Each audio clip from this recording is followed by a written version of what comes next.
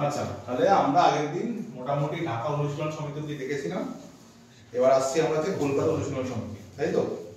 কলকাতা অনুশীলন সমিতি কয়েকজনের নাম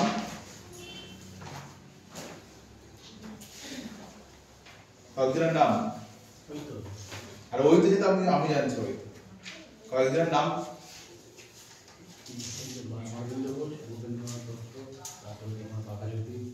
অরবিন্দ ঘোষ, বারীন্দ্র কুমার ঘোষ। এই বারীন্দ্র কুমার ঘোষটা কে? এই বারীন্দ্র কুমার ঘোষটা কে? আগের কি বলেছিলাম? কার ভাই? বারীন্দ্র কুমার ঘোষকে অরবিন্দ ঘোষের ভাই। তারপরে কে? ভূপেন্দ্রনাথ দত্তকে স্বামী বিবেকানন্দের ভাই, ঠিক আছে। তারপরে কি? রাসবিহারী বোস, তারপর প্রফুল্ল চাকি, ক্ষুদিরাম বোস, হেমচন্দ্র দাস কানুঙ্গ, তারকনাথ দাস, বাঘাযতীনের অ্যাকচুয়াল নাম কি? বাঘাযতীন। তো তাকে আমরা বাঘাযতীনের ডাক নামে ডাকি, সে বাঘ উপাধি পেয়েছিল, ঠিক আছে। বাঘাযতীনের আসল নাম কি? যতীন্দ্রনাথ দাস, যতীন্দ্রনাথ মুখার্জি, ঠিক আছে। সুরেন্দ্রমোহন বোস, বুরন দত্ত কুমার, ঠিক আছে, প্রমুখ।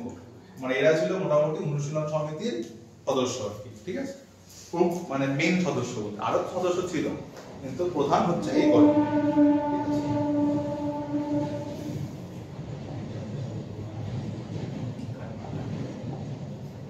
তাহলে আগের দিন আমরা ঢাকা অনুশীলন সমিতি কমপ্লিট করেছিলাম। এবার আমরা দেখব যে কলকাতা অনুশীলন সমিতি।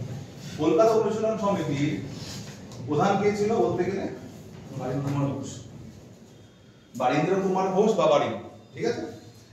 এবং তিনি মোটামুটি 1905 সালে একটা গ্রন্থ প্রকাশ করছে। তার নাম বলতে পারবি? আমি বলেছিলাম, ওর নাম কি? 1905 সালে একটা বই প্রকাশ করছে, তার নাম ভবানী মন্দির।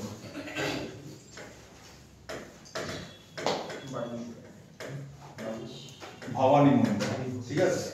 তারপর মোটামুটি 1906 আস্তে আস্তে অনুশীলন সমিতি একটা পত্রিকা প্রকাশ করছে যার নাম যুগান্তর। এই পত্রিকা দুজন মিলে প্রকাশ করছে। কে? একটা হচ্ছে বারীন্দ্র কুমার ঘোষ বা বারীন, আর একটা হচ্ছে ভূপেন্দ্রনাথ দত্ত, ঠিক আছে। যুগান্তর পত্রিকা দুজন মিলে পাবলিশ করছে, একটা হচ্ছে বারীন্দ্র কুমার ঘোষ আর একটা হচ্ছে ভূপেন্দ্রনাথ দত্ত। ওকে, এই যে যুগান্তর শব্দটা, আমরা কোথা থেকে নিয়েছি? শিবনাথ শাস্ত্রী কি উপন্যাস থেকে?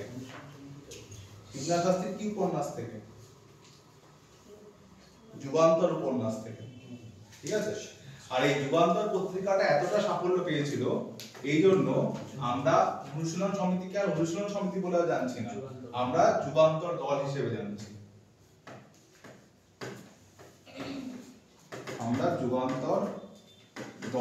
জানছি। ঠিক আছে।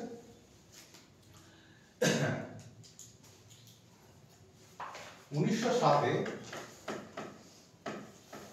যুগান্তর দল আরেকটা বই পাবলিশ করে, এটা হচ্ছে বর্তমান রণনীতি।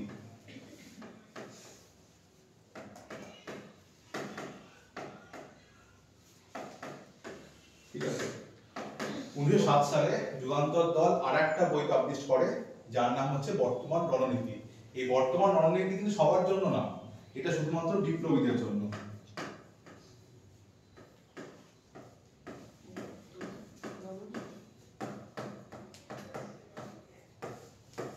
এই বর্তমান রণনীতি এটা কিন্তু শুধুমাত্র বিপ্লবীদের জন্য, আর ভবানী মন্দির এটা কিন্তু সবার জন্য, ঠিক আছে।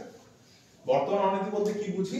মানে এই মাধ্যমে যুগান্তর দল বোঝাতে চাইছে যে আমাদের পরবর্তীকালের ভারতকে স্বাধীন করার জন্য আমাদের রণনীতি কি হবে, সেইটা আমরা বর্তমান রণনীতির মধ্যে দেখতে পাই। আর এটা শুধুমাত্র কাদের জন্য? শুধুমাত্র বিপ্লবীদের জন্য, ঠিক আছে।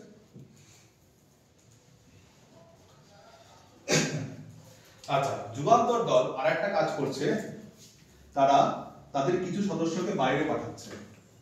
যুগান্তর দল আরেকটা কাজ করছে, তারা কিছু সদস্যকে ইন্ডিয়ার বাইরে পাঠাচ্ছে। কোথায় কোথায় পাঠাচ্ছে? ইউএসএ তে এবং প্যারিসে। কোথায় কোথায় পাঠাচ্ছে? ইউএসএ এবং প্যারিসে। ইউএসএ তে পাঠাচ্ছে হচ্ছে তোর তারকনাথ দাসকে, ইউএসএ তে পাঠাচ্ছে তারকনাথ দাসকে, সুরেন্দ্র মোহন বোসকে, ইউএসএ তে পাঠাচ্ছে তারকনাথ দাসকে,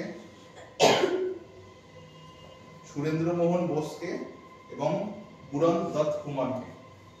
যুগান্তর দল তাদের কিছু সদস্যকে ভারতের বাইরে পাঠাচ্ছে। কোথায় পাঠাচ্ছে? ইউএসএ এবং প্যারিসে। তার মধ্যে ইউএসএ তে পাঠাচ্ছে তারকনাথ দাসকে, সুরেন্দ্র মোহন বোসকে আর পুরন দত্ত কুমারকে, পুরন দত্ত কুমারকে। আর প্যারিসে পাঠাচ্ছে হচ্ছে হেমচন্দ্র দাস কানুনগোকে।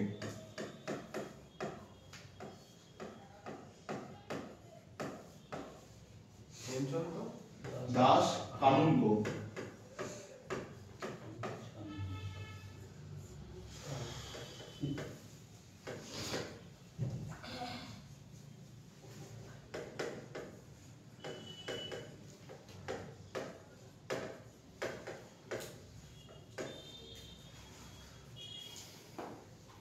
ঠিক আছে, প্যারিসে পাঠাচ্ছে কাকে? হেমচন্দ্র দাস কানুনগোকে। ঠিক আছে, কেন পাঠাচ্ছে? কি মনে হয় যে যুগান্তর দল নিজের পয়সা খরচ করে তাদের সদস্যকে ভারতের বাইরে কেন পাঠাচ্ছে?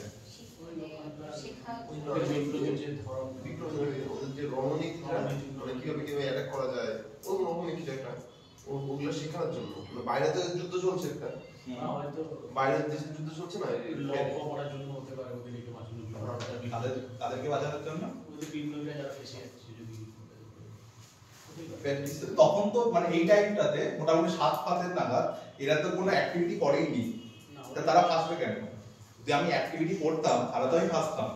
এরা তো কোনো অ্যাক্টিভিটি করছেই না, তাহলে এদের কেন অ্যারেস্ট করবে? একবারে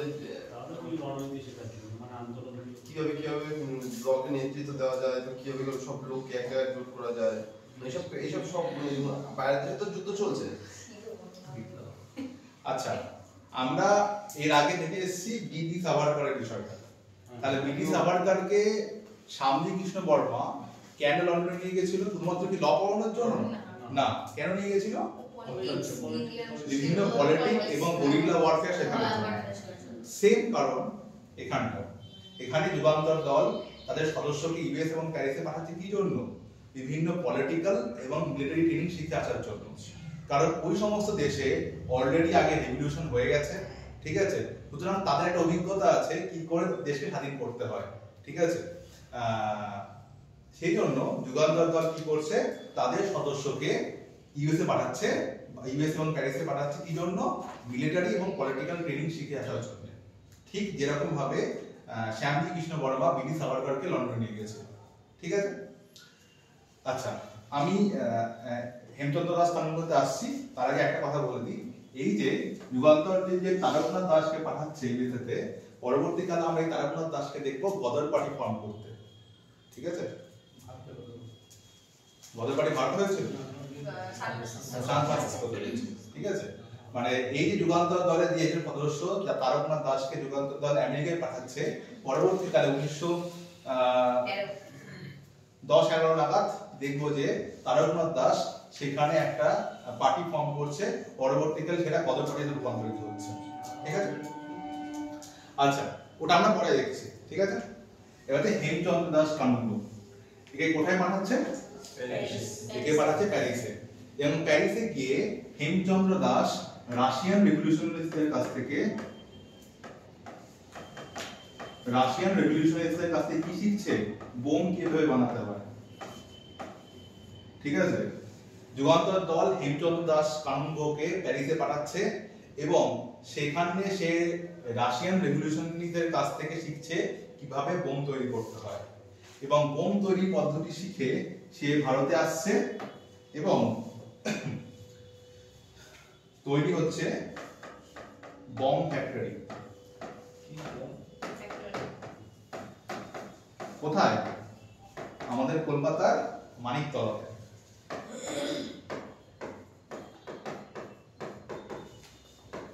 ঠিক আছে, হেমচন্দ্র দাস কানুঙ্গ রাশিয়া প্যারিসে রাশিয়ান রেভলিউশনারিদের কাছ থেকে বোম তৈরি করার পদ্ধতি শিখছে এবং শিখে সে ভারতে আসছে এবং ভারত কলকাতার মানিকতলাতে স্থাপিত হচ্ছে বোম তৈরির কারখানা।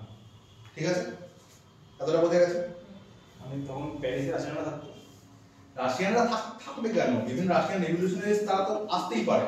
যেরকম ভারতের রেভলিউশনারিরা ওখানে যাচ্ছে ঠিক সেরকম ভাবে রাশিয়ান রেভলিউশনারিরা তো ওখানে আসতে পারে, তাই না?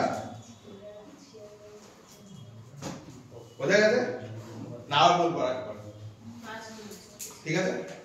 চল তাহলে হেমচন্দ্র দাস কানুঙ্গ রাশিয়ান রেভলিউশনারিদের কাছ থেকে কিভাবে বোম তৈরি করা হয় এটা শিখছে, শিখে ভারতে আসছে এবং বোম ফ্যাক্টরি তৈরি হচ্ছে কোথায়? মানিকতলাতে। ঠিক আছে, চল ধরেন হয়ে গেছে লেখা। তাদের বোম ফ্যাক্টরিতে তৈরি করলো তখন কি করবো? অন্য কোনো আলাদা নেই, বোম মনে ইলিগাল হবে।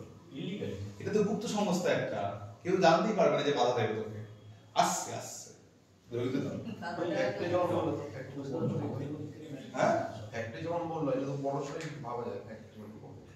মানিকতলা ছিল অ্যাকচুয়ালি অরবিন্দ ঘোষ বা বাণিজ্য কুমার ঘোষের এটা একটা একটা বাগান বাড়ি। ঠিক আছে, যেখানে তারা অবসর সময় কাটাতো, মানে সেখানে অত কেউ যে যাতায়াত করতো না আর কি। সেই জন্য সেখানেই তারা চুজ করলো যে ওখানে একটা বোম কারখানা তৈরি করা যায়। ঠিক আছে, বোম তৈরি কারখানা তৈরি করা যায়। ঠিক আছে, আচ্ছা এই যে মানিকতলা এই যে বোম ফ্যাক্টরি তৈরি হলো, এরা টোটাল 3 বার মানে ইংরেজদের লক্ষ্য করে বা ব্রিটিশদেরকে লক্ষ্য করে 3 বার টোটাল বোম নিক্ষেপ করেছিল। ঠিক আছে,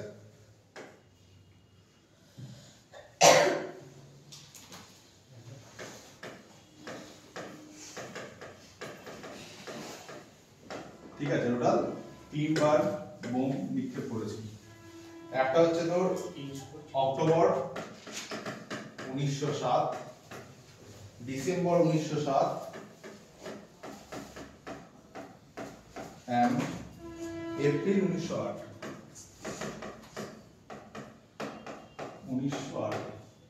ঠিক আছে, মানিকতলাতে যে বোম তৈরি হয়েছিল তারা টোটাল 3 বার বোমটাকে অ্যাপ্লাই করেছিল, টোটাল 3টে টাইম, অক্টোবর 1907, ডিসেম্বর 1907 এবং এপ্রিল 1908। ঠিক আছে, অক্টোবর 1908 তারা প্রথম বোম মেরেছিল হচ্ছে বি ফুলারকে।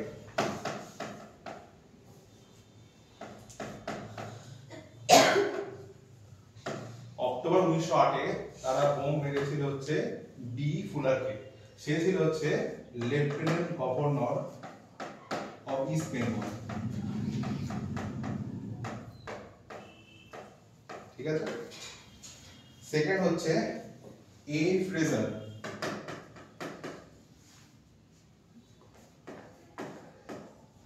এ ছিল হচ্ছে লেফটেন্যান্ট গভর্নর অফ বেঙ্গল। ঠিক আছে, and last কিংসফোর্ড।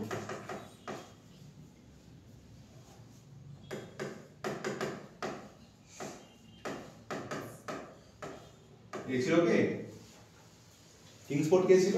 আমরা সবাই জানি কিংসফোর্ড কে ছিল। এই দুজনের নাম হয়তো আমরা নাও জানতে পারি, কিন্তু কিংসফোর্ডের নাম আমরা সবাই জানি, তাই তো? কিংসফোর্ড কে ছিল? Justice justice. মানে ওই জজ ঠিক আছে, তাহলে মানিকতলাতে যে বোম তৈরি করেছিল তারা মোটামুটি মোট 3 বার তারা বোম ফেলেছিল ব্রিটিশদের। ঠিক আছে, প্রথম অক্টোবর 1907, তারপর ডিসেম্বর 1907, তারপরে কি এপ্রিল 1908। ডিসেম্বর অক্টোবর 1907 ডি ফুলারকে মেরেছিল, সে ছিল lieutenant governor of east Bengal. তারপরে অ্যান্ড্রু ফ্রেজারকে মেরেছিল, সে ছিল লেফটেন্যান্ট গভর্নর অফ বেঙ্গল। আর লাস্টে ছিল কিংসফোর্ড, যে ছিল কলকাতার জাজ ছিল, ডিস্ট্রিক্ট জাজ ছিল। ঠিক আছে, এবার এই দুটো কিন্তু ফেল করে যায়, এই দুটো কিন্তু ফেল হয়ে যাচ্ছে।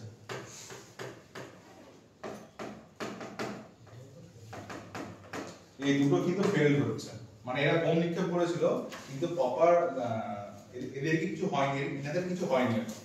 সুতরাং এরা যে অ্যাটেম্প করে নিয়েছিল অক্টোবর এবং ডিসেম্বরে, সেই দুটো অ্যাটেম্প ফেল হয়ে যাচ্ছে। এবং এরা যে থার্ড অ্যাটেম্পটে চলেছে মানে সেটাকে সাকসেস হতেই হবে, মানে এরকম একটা প্ল্যান করে নিয়েছে যে আমাদের যে থার্ড অ্যাটেম্পট হতে চলেছে এটাকে সাকসেস করাতেই হবে, ঠিক আছে? এটা কাকে? এটা হচ্ছে কিংসফোর্ডকে, ঠিক আছে? ওকে, এবার আমরা কিংসফোর্ডে আসবো। আর এই যে এনাকে যে বি ফুলারকে যে বোম মেরেছিল কোথায় মেরেছিল? নরওয়েটি স্টেশন।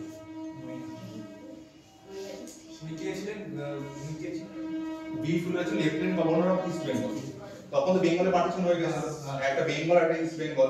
সুতরাং লেফটেন্যান্ট গভর্নর হচ্ছে ইস্ট বেঙ্গল হচ্ছে বি ফুলার, আর লেফটেন্যান্ট গভর্নর অফ বেঙ্গল হচ্ছে এফ ফ্রেজার, মানে অ্যান্ড্রু ফ্রেজার, ঠিক আছে? আর লেফটেন্যান্ট গভর্নর বেঙ্গলের কি অফিসার হয়েছে? হ্যাঁ, নয়টিতে কি কিন্তু নয়টি হয়েছে, ওকে জানা হয়েছে। ওকে জানতে হবে, ঠিক আছে? আর কিংসফোর্ড তারপরে আসছে। কিংসফোর্ড তো এবার কিংসফোর্ডে আসবে, এগুলো তো এমন মেন তো ওটাই। ওকে, তো তার মানে এখন তোমার ওই তারকনাথ দাস যে আছে যে গেল, তখন তো কত পরে যাওয়া তৈরি হয়নি। তারকনাথ দাস আসবে, ওটা হোল্ডে রয়েছে ওখানে, আবার আসবে তারকনাথ দাস। হয়েছে দাদাটা?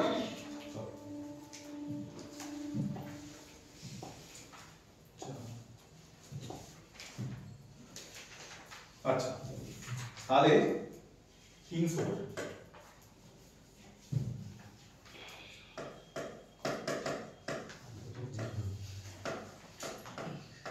কিংসফোর্ড কে ছিল?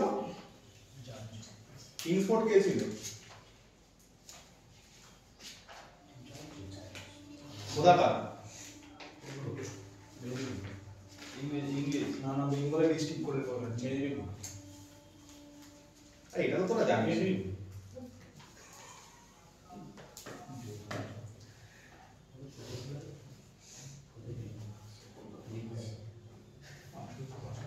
কলকাতা প্রেসিডেন্সি ম্যাজিস্ট্রেট ছিল, কলকাতা প্রেসিডেন্সি ম্যাজিস্ট্রেট কে ছিল? কিংসফোর্ড, ঠিক আছে? এবার এই এতই অত্যাচারিত একজন যাচ্ছিল, তখন আমরা জানি স্বদেশী আন্দোলন চলছে, মানে এপ্রিল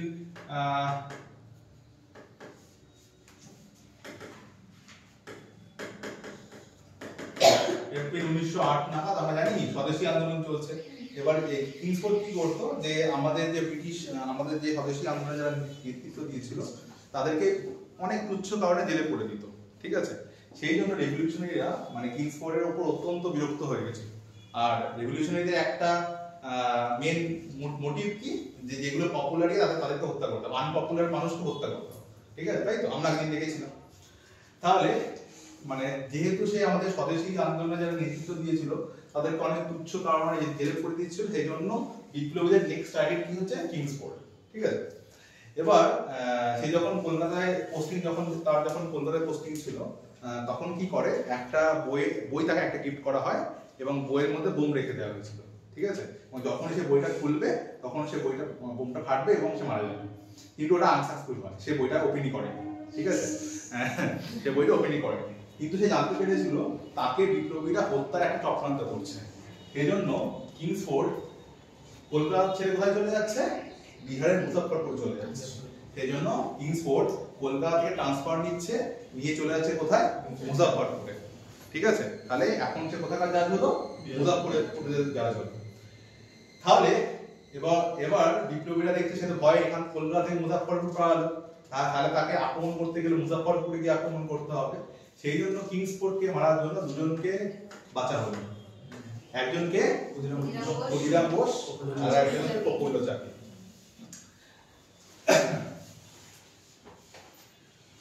30 এপ্রিল 1908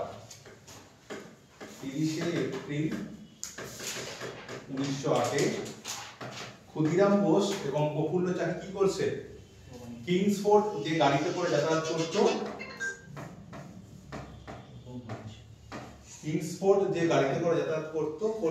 করতো আর কি, সেই গাড়িতে বোম ছুড়ে মারছে। কিন্তু দুর্ভাগ্যবশত সেই গাড়িতে কি কিংসফোর্ড ছিল? কে ছিল? ওনার কোনো কলিগের কোনো স্ত্রী ছিল, কম পড়ে। সেই গাড়ি